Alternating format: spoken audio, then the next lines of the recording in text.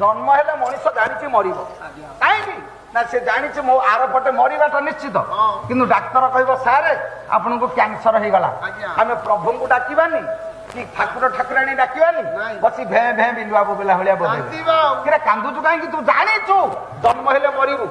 ଆଉ କାହିଁକି ଭ୍ରମ ଭିତରେ ପଡୁଛୁ କାରଣ ମଣିଷର ଏଇଟା ହଉଛି ଗୋଟେ ଅବଶୋଷ ପାଇଲା ପରେ ଆଉ ପାଇବାର ଯୋଉ ଲାଳସା ମନରେ ରହେ ସେଇଥିପାଇଁ ସେ କାନ୍ଦେ ଝିଅଟି ଆମେ ଜନ୍ମ କରିଛୁ ଝିଅ ଜନ୍ମ ହେଲା ବେଳେ ଜାଣିଛେ ଆମେ ଇଏ ଆମର ନୁହଁ ଇଏ ପର ଘରକୁ ଯିବ ତଥାପି ମଣିଷ ଝିଅ ଜନ୍ମଦିନ ଝିଅ ବାହା ଖୁସି ହେଲା ବାହା କଲା ବେଳେ ବସି ବୋପା ମା କାନ୍ଦୁଛନ୍ତି ତମେ ତ ଜାଣିଛ ଇଏ ପର ଘର ଜିନିଷ ତମେ ଥୋଇଛ ଆମେ 3 ଦିନର କୁଣିଆ ଆପଣଙ୍କର ବନ୍ଧୁ ଆମେ ଆସିଛୁ ଯୋଉ ଘରୁଟି ଅଛି ସୁନ୍ଦର ଛାତ ଘରୁଟି ଆଚ୍ଛା 3 ଦିନ ପରେ ଗଲା ଦିନ ଆମେ ତା କବାଟକୁ ସାଉଁଳିକି କାନ୍ଦିବୁ ଆମ ଘରରେ ସତେଇଆ ବୋପାରରେ ତୁ ତ ଜାଣିଛୁ ମୁଁ 3 ଦିନ ପରେ ଯିବି ଆଉ ତାକୁ ଏତେ ମୁହ କାହିଁକି ଯେମିତି ଏ ସଂସାରଟା ହଉଛି ସେମିତି ଗୋଟେ ଭଡା ଘର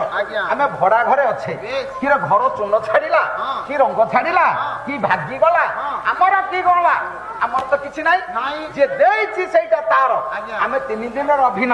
ତାହେଲେ ଅହଙ୍କାର ଭିତରେ ରହିବା କାହିଁକି